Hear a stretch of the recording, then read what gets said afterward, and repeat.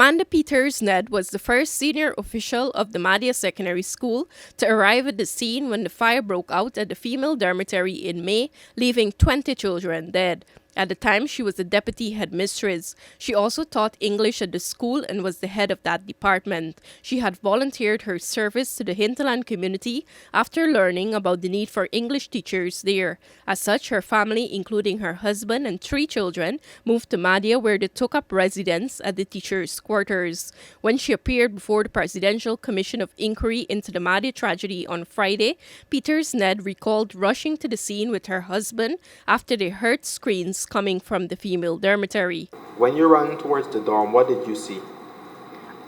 Students were coming out of the dormitory, that was through the middle door, and some were already out, and some were actually screaming, but the screaming didn't last for long.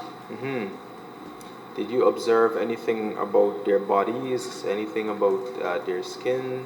Yes, some of theirs were black because of the smoke. And some of them had on no clothes, so I had to run back home to get clothes for them to put on. The scene, Peters-Ned said, was chaotic. Residents had gathered and the police and officials from the Ghana Fire Service eventually arrived. However, she said firefighters appeared unprepared and untrained. They were very much disorganized. For me, it's like they weren't trained to attend to this quick response or something. That is your view? That's my personal view. Because I did not get a response that I expect them to. So they got there, and then about the 5 minutes they had little water, and then they had to leave. And it took them a while to come back, and then they spent about 5 minutes, and they had to leave again. So when they left the first time, the fire obviously continued to ravage. Yeah. And in addition to that, they had no tools for us to try to break it into the building. So when they come the first time, if they had some caps or something, and we get into the building, it would be easier for all the children to rescue. Peters-Ned's 19-year-old son was a mathematics teacher at the Mahdia Secondary School. 8 of his students perished in the fire. The deputy headmistress on Friday told the commission of how the tragedy has affected her family. She said due to the stress, her teenage son suffered a complete body shutdown, while her 2 youngest children still have flashbacks from the fire. It happened very back out of Mahdia Georgetown, where he spent an entire week in the hospital. He is currently still attending the psychiatric clinic at Georgetown Hospital. The doctor said he was diagnosed with acute stress disorder because they said not everybody wanted to make up the day a certain amount of stress, and it was too much for him.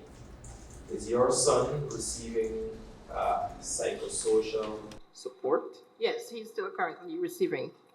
He's at the clinic at the Georgetown Hospital. And how has all of this affected you? Are you receiving psychosocial support?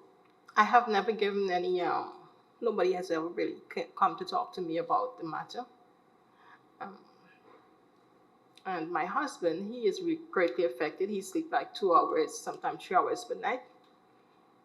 But he is seeking he's seeing a psychologist at Georgetown Hospital.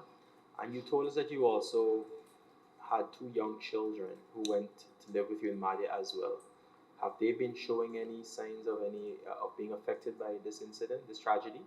My son, who's currently in grade 6, there's a house down the street, so all the lights were on, and it looked like when he looked out the window, he said, "Look, the place looked like it was on fire."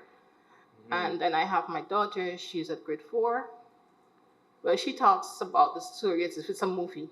Peters-Ned and her family has since moved back to their Tushin East Bank Essequibo home.